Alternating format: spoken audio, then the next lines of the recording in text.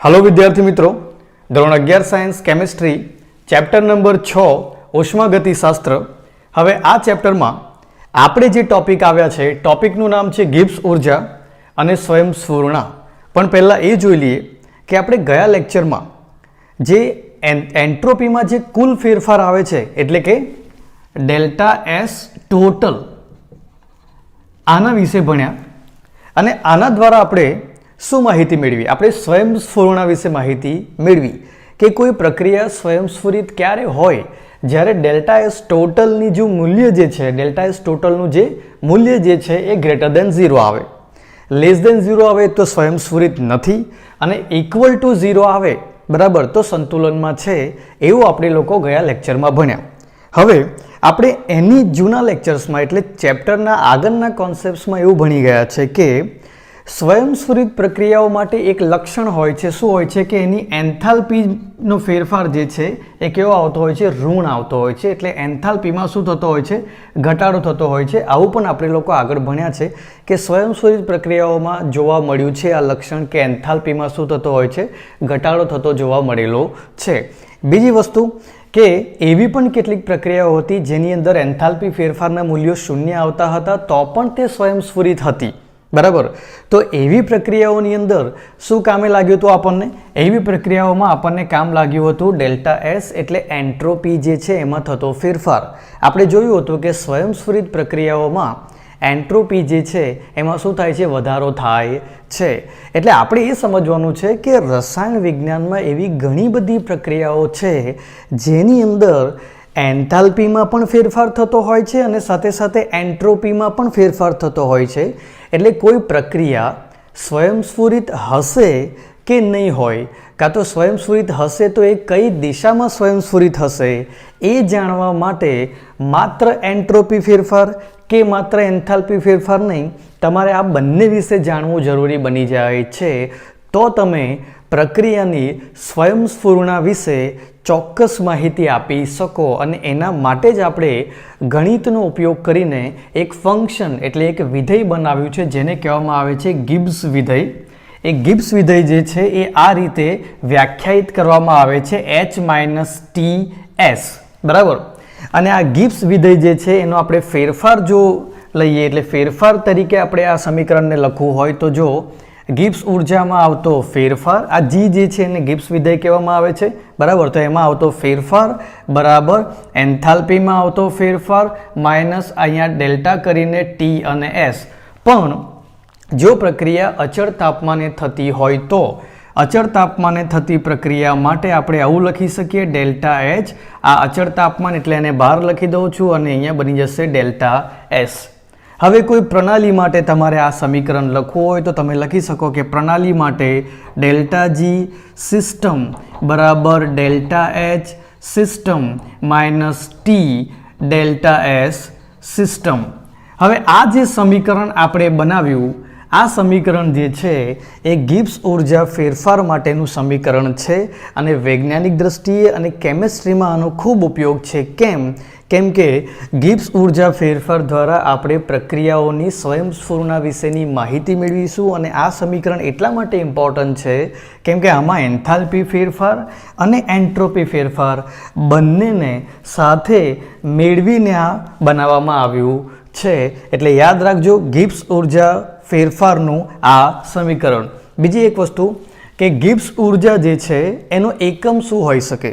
તો તમે ધ્યાનથી જોશો તો તમને ખબર પડશે કે આ શું છે? ગિબ્સ ઉર્જા। હવે ઉર્જાનો એકમ શું હોય છે? જૂલ। એટલે ગિબ્સ ઉર્જા જે છે એનો એકમ તમને શું મળશે? જૂલ મળશે। અને હવે સમજીએ કે ગિબ્સ ઉર્જા ફેરફારને સ્વયંસ્ફુરણા સાથે શું સંબંધ છે, એટલે કેવી રીતે ગિબ્સ ઉર્જા ફેરફાર દ્વારા તમે સ્વયંસ્ફુરણા વિશે માહિતી આપી શકો બરાબર। તો એ સમજાવું તમને। જુઓ કે આપણે જાણીએ છીએ શું ગયા લેક્ચરમાં આપણે ભણી ગયા કે ડેલ્ટા એસ ટોટલ એ શું બનતું હોય છે? ડેલ્ટા એસ સિસ્ટમ વત્તા ડેલ્ટા એસ સરાઉન્ડિંગ એટલે પ્રણાલી અને પર્યાવરણ એમની કુલ એન્ટ્રોપીમાં થતો ફેરફાર જે છે એ તમને ટોટલ વેલ્યુ એન્ટ્રોપી ફેરફારની ટોટલ વેલ્યુ આપે છે બરાબર। આ વસ્તુ આપણે ભણી ગયા છે। હવે જો વિચારો કે આપણે એન્ટ્રોપી ફેરફારનું શું જાણીએ છીએ? એન્ટ્રોપી ફેરફારનું આપણે એક સૂત્ર જાણીએ છીએ. એ શું છે? Q reversible by T. આવું આપણે જાણીએ છીએ. બરાબર. હવે તમે વિચારો કે અચળ દબાણે થતી પ્રક્રિયાઓમાં આપણે એક વસ્તુ ભણ્યા છે આ ચેપ્ટરના આગળના લેક્ચરમાં કે Q ઇઝ ઇક્વલ ટુ શું લખી શકાય? ડેલ્ટા એચ લખી શકાય. શું લખી શકાય? QP. આપણે આવી રીતે ભણ્યા હતા કે QP ઇઝ ઇક્વલ ટુ શું લખી શકાય? Delta H. તો હવે જો અચળ દબાણની પ્રક્રિયાઓ હોય તો હવે આ ડેલ્ટા એસમાં આ જે ઉપર Q છે એની જગ્યા પર શું લખી શકાશે? Delta H divided by T. એટલે પછી આ રીતે એક સમીકરણ તૈયાર થશે. અને હવે આ પ્રણાલી માટે લખવું હોય મારે તો ડેલ્ટા એસ સિસ્ટમ બરાબર delta H system by temperature. અને એ જ વસ્તુ મારે પર્યાવરણ માટે લખવું હોય તો ડેલ્ટા એસ સરાઉન્ડિંગ બરાબર delta H surrounding by T. આ રીતે લખી શકાય. હવે તમારી બુકની અંદર એવું આપ્યું છે કે માનો કે કોઈ પ્રક્રિયા જે છે એ અત્યારે સમતુલનમાં છે. અને સમતુલનમાં છે એનો મતલબ શું થાય કે માનો કે આ દરમિયાન પ્રણાલી જે છે એની એન્થાલ્પી જે એન્થાલ્પીમાં ઘટાડો થયો છે. તો જો પ્રણાલીની એન્થાલ્પીમાં ઘટાડો થાય તો એટલો જ વધારો જે છે એ ક્યાં થવાનો? પર્યાવરણ જે છે એની એન્થાલ્પીમાં થવાનો. આ સીધી વસ્તુ છે. એ આપણે જાણીએ છીએ કે પ્રણાલીની એન્થાલ્પીમાં જેટલો ઘટાડો થાય એટલો જ વધારો ક્યાં થવાનો છે? પર્યાવરણની એન્થાલ્પીમાં થવાનો છે.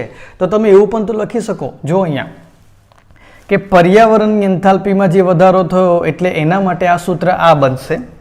પણ હવે અહીંયા આગળ જો કે પર્યાવરણની એન્થાલ્પીમાં થતો વધારો એ સિસ્ટમની એન્થાલ્પીમાં શું થતો હોય? ઘટાડો. એટલે આની જગ્યા પર તમે આવું લખી શકો માઇનસ ડેલ્ટા એચ સિસ્ટમ. એટલે આ જ સમીકરણ જે છે એની અંદર આ ડેલ્ટા એચ સરાઉન્ડિંગ જે છે એની જગ્યા પર આપણે શું લખ્યું છે? Delta H system. શું થાય? જો પર્યાવરણની એન્થાલ્પીમાં વધારો થતો હોય તો પ્રણાલીની એન્થાલ્પીમાં શું થતો હોય? ઘટાડો. એટલે આ રીતે લખવામાં આવ્યું છે. તો હવે આપણી પાસે શું છે? ડેલ્ટા એચ સરાઉન્ડિંગ બરાબર આ છે delta H system divide by T. Q negative. હવે આની વેલ્યુ એટલે આના બરાબર આ જે વેલ્યુ જે છે એને અહીંયા મૂકી દેવાની, આ ઉપરના ભાગે મૂકી દેવાની. તો આ આખું જે સમીકરણ જે છે આવું બની જશે. જુઓ ધ્યાનથી શું કર્યું? Delta S total, delta S system અને આ ડેલ્ટા એસ સરાઉન્ડિંગની જગ્યા પર આપણે આ જે મેળવ્યું તે અહીંયા આગળ લખી દીધું. હવે આ આખા સમીકરણને તાપમાન વડે હું ગુણી કાઢું તો જુઓ તાપમાન અને અહીંયા તાપમાન વડે ગુણાશે તો ટી કેન્સલ. એટલે ખાલી આટલું બાકી રહેશે. અહીંયા જો તાપમાન આવી ગયું, અહીંયા તાપમાન આવી ગયું. બરાબર. તો આપણે એક અહીંયા આગળ એક પરિણામ મેળવ્યું. હવે સ્વયંસ્ફુરિત પ્રક્રમ માટે આપણે જોઈ ગયા છે કે ડેલ્ટા એસ ટોટલ હંમેશા ગ્રેટર દેન 0 થાય. બરાબર. હવે તમે આની અંદર વિચારો કે ડેલ્ટા એસ ટોટલની પોઝિટિવ વેલ્યુ એટલે મોટી વેલ્યુ ક્યારે આવશે? ક્યારે આવે? કેમ કે આ શેના ઉપરથી બનવાનું છે? આના ઉપરથી બનવાનું. એટલે જો આ મોટું હશે, આ જો ગ્રેટર દેન 0 હશે તો આ ઓટોમેટિક ગ્રેટર દેન 0 આવવાનું છે. એનો મતલબ કે ડેલ્ટા એસ ટોટલના ગ્રેટર દેન 0 થવા માટે આ જે વેલ્યુ છે એ ગ્રેટર દેન 0 થવી જોઈએ. હવે આપણે આની અંદરથી માઇનસને કોમન કાઢીએ તો આ રીતે લખી શકાય. બરાબર. જ્યાં માઇનસનું સાઇન છે ત્યાં હવે પ્લસ આવી જશે, જ્યાં પ્લસ છે ત્યાં આગળ શું આવી જશે? માઇનસ આવી જશે. જો આ માઇનસને મેં સામાન્ય કાઢું તો એના બરાબર ગ્રેટર દેન 0 થવું જોઈએ. પણ આ જોઈને ખબર પડી કે આ તો શું બની રહ્યું છે? તો કે આ જે છે એ તો ડેલ્ટા જી જે છે એનું શું બની રહ્યું છે? સૂત્ર બની રહ્યું છે. તો આના બરાબર આપણે શું લખી શકીએ? ડેલ્ટા જી લખી શકાય.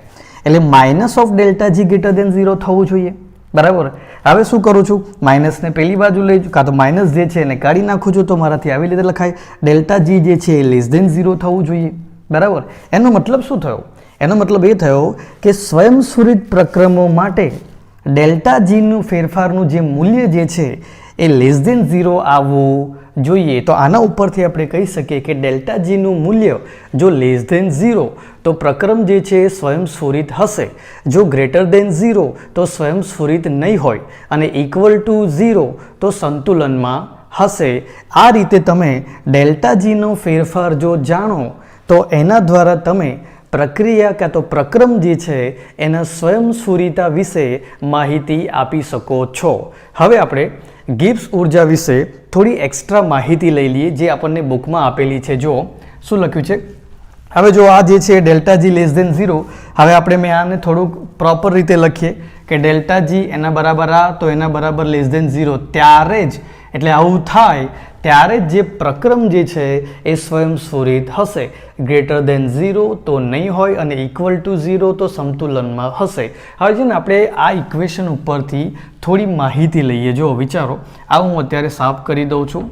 જે છોકરાઓને સ્ક્રીનશોટ લેવો હોય સ્ક્રીનશોટ લઈ લો. હું થોડી વાર માટે અહીંયા બાજુ પર છું. Okay, 1, 2 and 3. ઓલરાઈટ, હું આ સાફ કરું છું હવે. અને આપણે આ સમીકરણ પરથી થોડું વિચારવાનો ટ્રાય કરીએ. જો હવે આ ગિબ્સ ઉર્જા ફેરફાર છે, આ પ્રક્રિયા જે છે એની એન્થાલ્પીમાં થતો ફેરફાર છે, અને આ જે છે એને શું કહેવામાં આવે છે?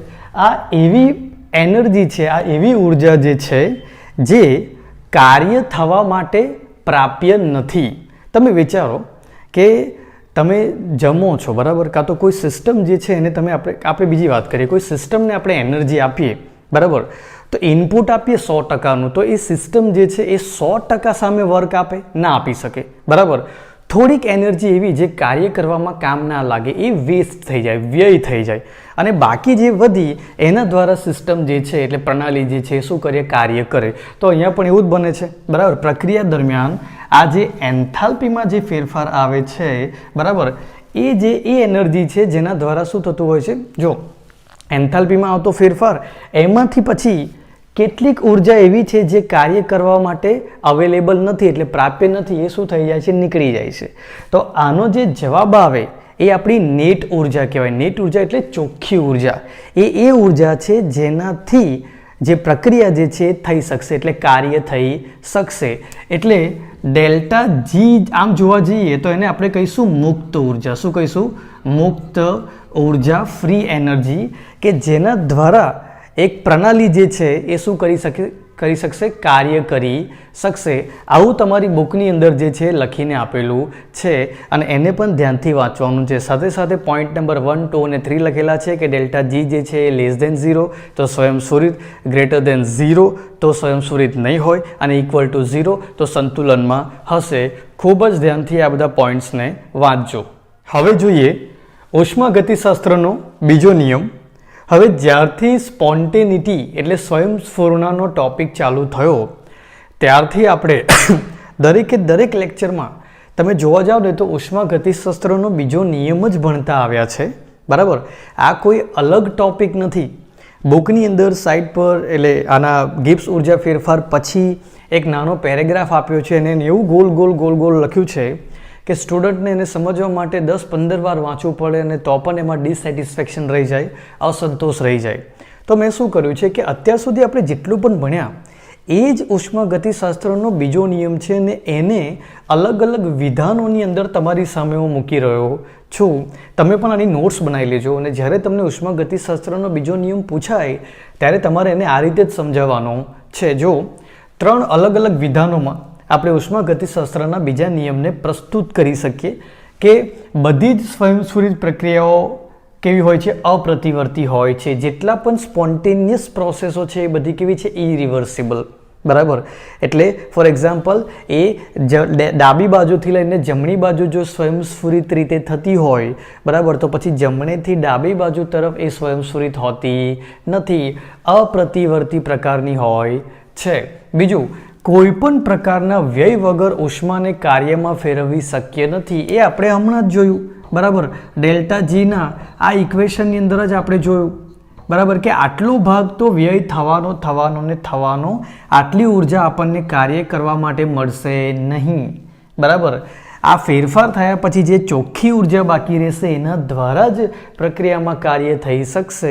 એટલે શું કહે છે કે તમે જે ઉર્જા આપો છો, ઉષ્મા આપો છો, એમાંથી થોડી ઉષ્મા જે છે એનો તો વ્યય થવાનો જ, બરાબર. અને ત્યારબાદ જ તમને જે ચોખ્ખી વધેલી જે ઉષ્મા છે, ઉર્જા છે, એના દ્વારા જ કાર્ય મળશે. વ્યય વગર 100% ઉષ્માનું 100% કાર્યમાં રૂપાંતરણ શક્ય નથી. આ વિધાનને પણ ઉષ્માગતિશાસ્ત્રનો બીજો નિયમ કહેવામાં આવે છે. આગળ આપણે આ તો ભણી જ ચૂક્યા છે, અને એનું ઉદાહરણ પણ સમજી ચૂક્યા છે. જ્યારે મેં એન્ટ્રોપી ફેરફાર સમજાવ્યું એ લેક્ચર જોજો, એમાં મેં સમજાવ્યું છે કે કેવી રીતે ડેલ્ટા એસ ટોટલ જે છે એ ગ્રેટર દેન 0 આવે છે સ્વયંસ્ફુરિત પ્રક્રિયાઓ માટે. એટલે જ્યારે તમને ઉષ્માગતિશાસ્ત્રનો બીજો નિયમ પૂછાય ત્યારે તમારે આ 3 વિધાનો વડે એને સમજાવવાનું છે અને જે સવાલ પૂછાય તો લખવાના પણ આ 3 વિધાન છે, યાદ રાખજો.